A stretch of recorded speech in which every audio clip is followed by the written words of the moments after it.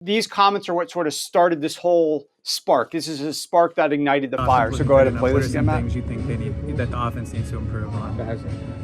Passing. AJ, I know everybody wants to get in a rhythm. And Devontae was acknowledging that. You know, receivers, just like running backs, want to get in rhythm. How hard is it as a receiver to get into a rhythm when you guys are only throwing the ball like 20 times? Incredibly tough. What are the conversations like with Jalen during a game like this, where maybe the passing game isn't everything you want it to be? Not too much conversation, honestly. I don't know.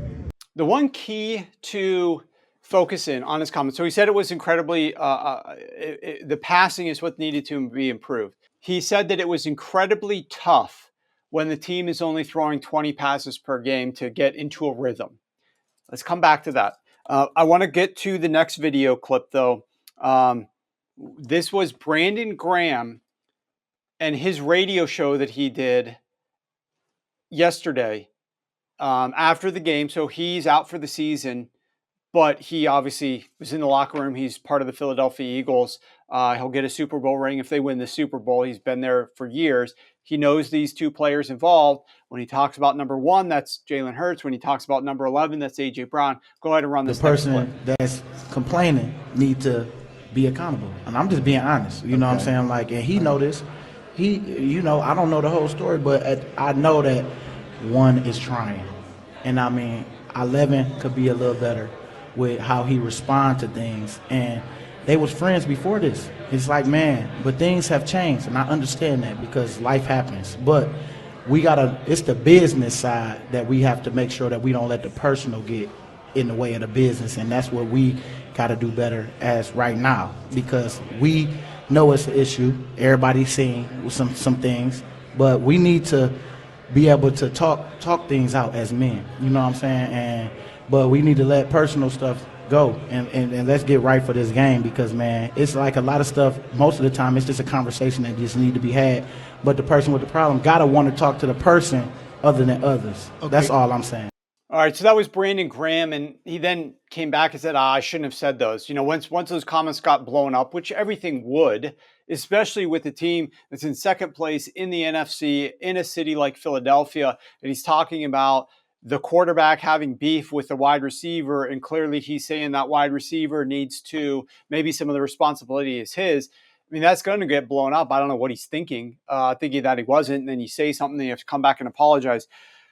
So what is he talking about here? Like, why would potentially A.J. Brown get upset? Well, in the past, I would break this down for you and go through some film.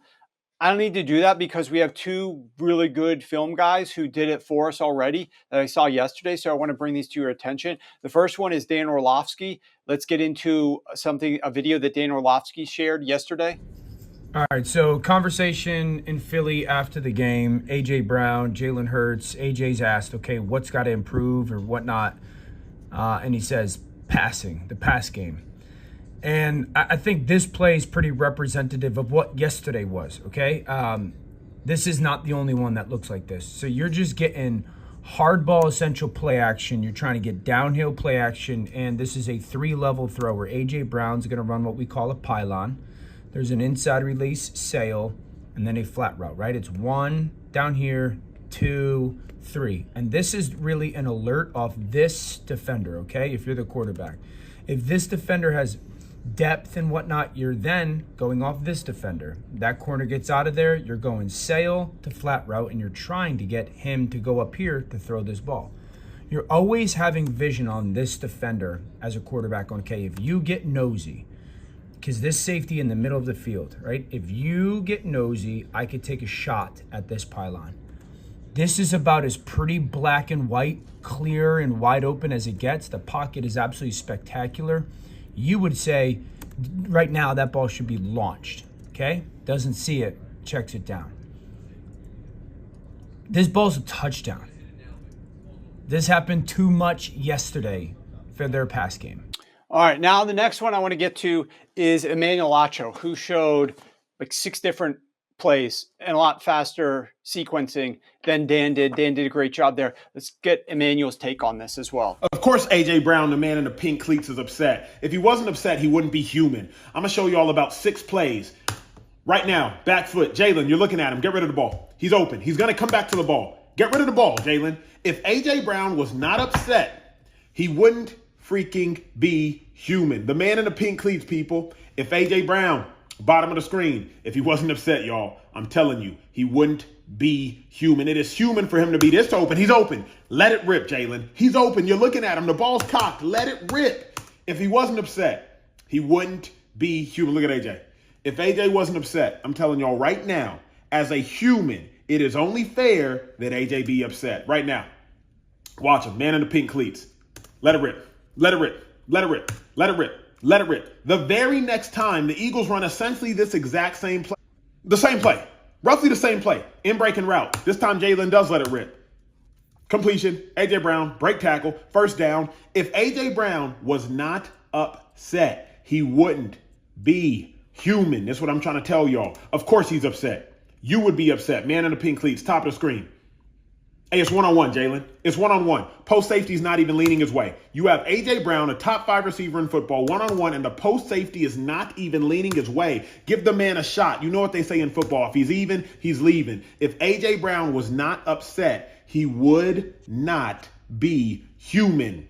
It is only human to be mad at this. Now, this is a touchdown play. Make no mistake about it. But why make it so difficult on yourself? Man-to-man coverage. Pick. AJ, if he wasn't upset, he wouldn't be human, y'all. I mean, dude's wide open. I get it. It's a touchdown. Shout out to the Eagles for winning the game always and forever. But why take the easy route? A.J. Brown, pink cleats. You can't even miss him. If he wasn't upset, family, he wouldn't freaking be human. You'd be mad, too. This guy said it a lot better than I could, right? In showing you the film. A.J. Brown is there, and I can tell you there's nothing more frustrated than a number one receiver who he knows when he's open and when he's not, right? A.J. Brown is one of the best in the game. He's run so many routes at the professional level. He knows when he's got the coverage that he should be targeted on a play. He knows when he beats the coverage when he should be targeted on the play. And in so many of those clips, Jalen Hurts is looking at him when he is there, when the ball should be in the air, because this is a defense where the pass should be going to him and he's got the open, he's beat his defender and the ball is just not coming to him. So there's a lot of frustration there clearly between the two. Rich Rebar has this incredible stat. Since the Eagles' week 5 bye, I want you to listen to this. This is amazing. A.J. Brown, this is since the Eagles' week 5 bye. Okay, we're now entering week 15. A.J. Brown has 13 total targets in the second half of games. Maybe there's a couple more that he got last week. Add whatever he got last week to this number because I didn't do that. In the second half of games, he has 13 targets. He has run 54 routes in the second half of those games.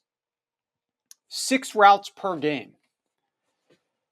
The Philadelphia Eagles are not getting this passing game lubed up and ready for the playoffs. And I want you to think back, if you watch this show, if you're a regular listener to the show, if you're new here, go to YouTube, subscribe to the Sharp Football Analysis show over there and give me a thumbs up. But if you're new here and you didn't hear me last Tuesday, I had the same type of issues with the Green Bay Packers as I am having right now with the Philadelphia Eagles. You could love the fact that your run game is efficient, but if your passing attack is not lubed up, ready for the postseason, what happens when you get into one of those playoff games and you fumble the ball? Or the other team that you're playing comes out and puts up some points early. And all of a sudden you're in a 10-0 hole and you have to turn to the passing game. You can't just rely on the run game and just run out the clock in the second half of these games. And your passing game is not synced up, is not functioning, is not hitting on all cylinders right now. That is going to be a problem. And so that was my concern for the Green Bay Packers. Like, hey, it's great. Like, let's win a few games because my run game is good. But stop falling in love with that at the expense of not making your receivers happy, not having good chemistry between receivers and quarterbacks, not producing statistics through the air, because you're going to need that come the playoffs. I talked about it with the Green Bay Packers. I'm talking about it now with the Philadelphia Eagles. It is insane that he's had 13 targets in the second half of games since week 6. It's insane to watch that film and see how open he was on a designed pass play and him not being targeted. And then last point I want to make on this. I'm going to go here and I'm looking at all of the Eagles games since they won that 2017 Super Bowl where they lost in the postseason. I think this is going to be really eye-opening for you guys. If you're Eagles fans or you want to know the direction that the Eagles need to go here offensively, I'm telling you, I'm not wrong with this. In 2018, so they win the 2017 Super Bowl. They lost to the New Orleans Saints. Final score, 20-14. They scored only 14 points in their loss in 2018 in the playoffs. They had a first-round loss in 2019 to the Seattle Seahawks. They lost that game 17-9. They scored only 9 points in that loss. In their 2021 loss, they also had a first-round loss, didn't even win another playoff game in that year. They lost to the Tampa Bay Buccaneers 31-15. They scored just 15 points in that loss. In 2022, we know they went all the way to the Super Bowl, battled the Kansas City Chiefs.